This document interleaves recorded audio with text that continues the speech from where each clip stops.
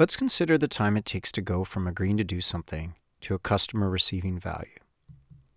It may come as a surprise, but most of that time is not spent working. It's spent waiting in backlogs, waiting for other people, waiting for feedback, waiting to be rolled out and adopted. If the time from idea to customer value is 100 days, for example, in many companies you'll find people working for 15 days or less, sometimes a lot less. So let that sink in. 15% of the total duration is spent actually working. Yet this time, the time we observe teams working, is what we seem to obsess over as product developers. That 15% number is interesting, but it might feel a bit abstract. Let's take another angle. Consider a 40-hour work week. Let's see where the time goes for an example product developer. So you've got lunch. They're diagnosing production issues. They're doing status checks. They're estimating future work. They're doing meetings about future work. They're waiting for CI and tooling issues. They're being delayed by technical debt. They're hiring new people because they're told they're going too slow. They're working on 2 actual efforts, and the rest of the time is spent multitasking, context switching, resetting, and getting focused. If things slip further, it can get worse. A lot worse. We're down to only 2 hours of value-add time in this example. So why does this happen? First, look at all that work in progress. I'm guessing some of that work is actually blocked.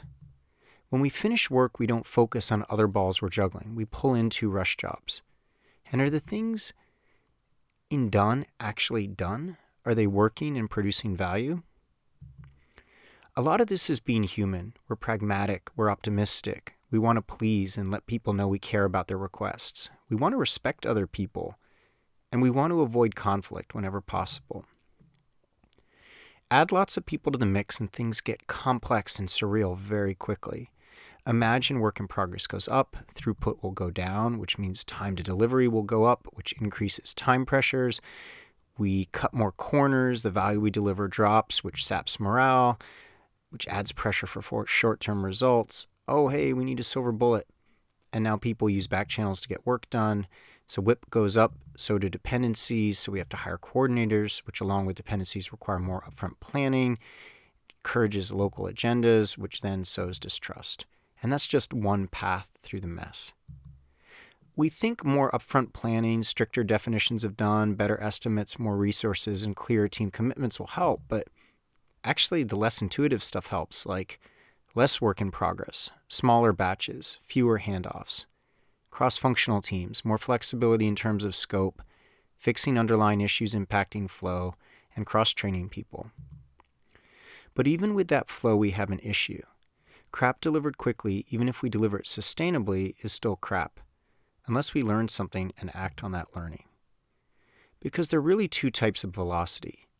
Output velocity, how quickly we deliver, and value creation velocity, how quickly we create value. One is the feature factory, and one is better thought of as a value creation system. So say someone offers to pay you $200,000 if you build something that does A, B, or C. So another person shows up and says something like, hey, we're 60% confident we should focus here. We have a couple ideas we'd like to try. If we're successful, it should impact mid and long-term revenue. The person on the left is talking projects. The person on the right is likely talking product.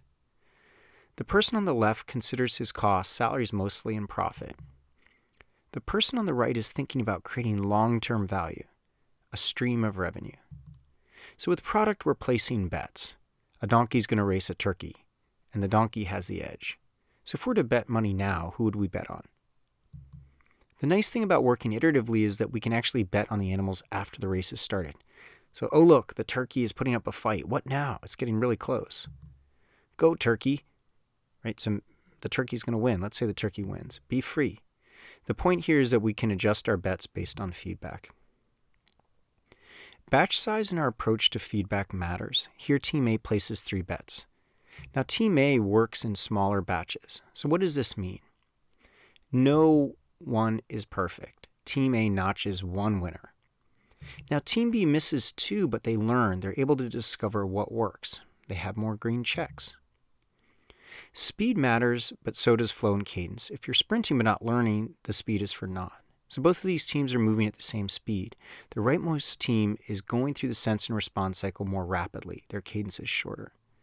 My money would be on the team with the higher cadence, even if they were actually a bit slower. Of course, we should target worthwhile opportunities. So if we work iteratively in small batches, we're able to clarify our understanding of the opportunity and realize more and more value as we learn.